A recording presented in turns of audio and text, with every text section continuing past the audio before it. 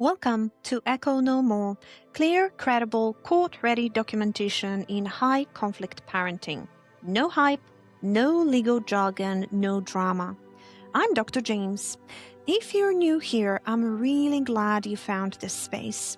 This podcast is for protective parents navigating high-conflict custody situations, especially when the other parent is manipulative, emotionally unsafe, or unpredictable.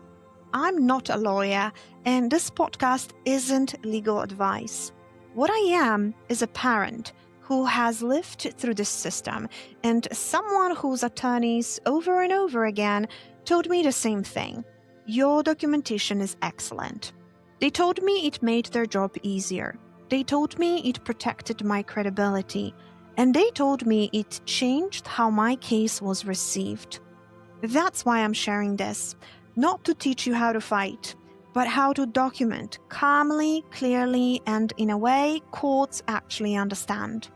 This is parent to parent, calm, grounded, and focused on protecting your child without losing yourself. This episode may be one of the most important ones you listen to all year, because mixing journaling and documentation doesn't just weaken your records, it quietly hurts you. And most parents don't realize that's what's happening. Let's start by being very clear about something. Journaling and documenting are not the same thing. They serve completely different purposes. They protect different parts of you. And when they get mixed together, both your healing and your credibility suffers. Journaling is meant to be emotional, messy, honest, repetitive, and private. It's where you process your fear, anger, your grief, confusion, shock, disbelief. Journaling is allowed to contradict itself. It's allowed to be dramatic.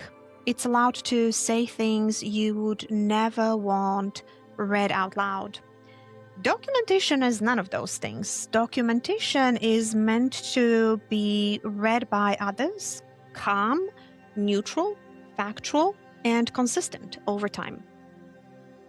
Documentation exists for one reason, so someone who wasn't there can understand what keeps happening. Here's where parents get into trouble. When you're living in a high conflict or emotionally unsafe dynamic, your nervous system is flooded. You don't have a safe space to put what you're carrying. So documentation becomes the container for everything. Your fear, your anger, your need to be believed, your need to make sense of what's happening. That makes sense. It's not a flaw. It's survival. But here's the cost. When emotions live inside documentation, you don't just write them once. You reread them over and over. Every time you open a log, every time you prepare for a meeting, every time you doubt yourself. That's not documentation anymore. That's re-exposure.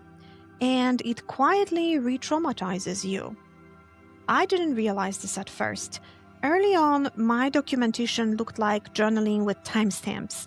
It was heartfelt, it was honest, and it was exhausting.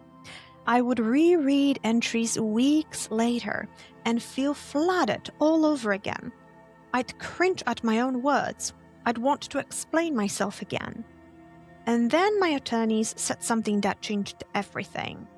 They said, "This information is important, but the way it's written makes it harder to use."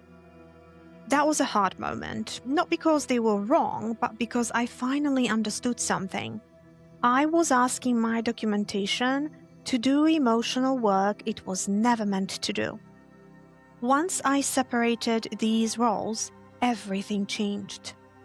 I created one place where I could feel everything, and another place where I only recorded what mattered.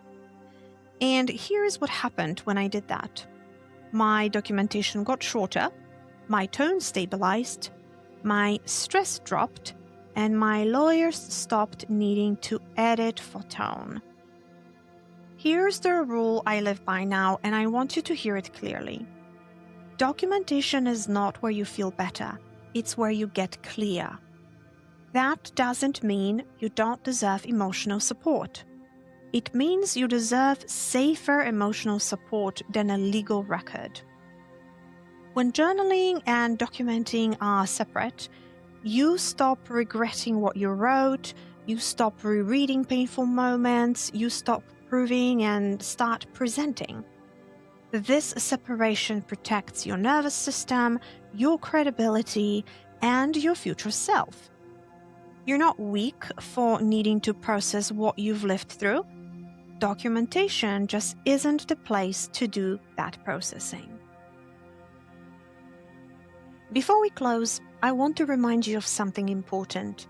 You don't need to document everything, you don't need to be perfect, and you don't need to convince anyone with emotion. Calm documentation is power. If this episode helped you, you will find a full structured system in my guide, Clear, Credible, Court Ready. It's designed to support, not replace, your attorney. And if you want help turning everything you're documenting into something organized and usable, you can visit www.economocoaching.org to download my guide on how to create a clear, court-ready documentation binder. Take what helps, leave what doesn't, and most of all, take care of yourself. I'll see you next week.